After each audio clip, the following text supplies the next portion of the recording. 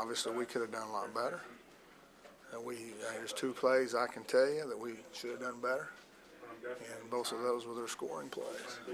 The other plays, they're going to make some plays. I mean, they're good players.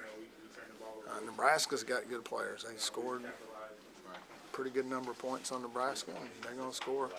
When they get their players back, they're going to score points on people.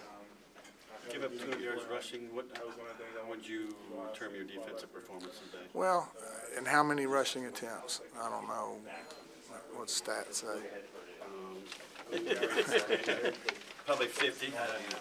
So, it depends. Yeah, obviously, when 200 yards, 4 yards rush, probably not great, but not awful either.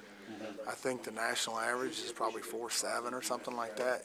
As a goal, you want to hold them at about 3.5 typically against the run. They get some good players, and I think if you take out the one quarterback run there,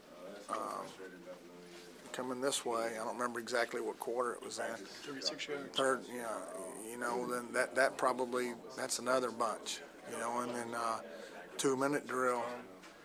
They did run a couple of sprint draws there right before half with less than a minute to go.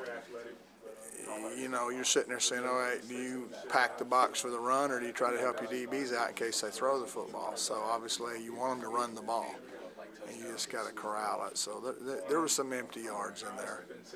But I don't think we played as good as we can play. I don't think we were electric, but we were probably pretty solid. They're good at running the football. How much did Heron add to their run game? I like a lot. Yeah. He is, not to take anything away from the other guys, but it's obvious he's their best. He's a really good run. He led their team in rushing last year, the Ohio State. He's the,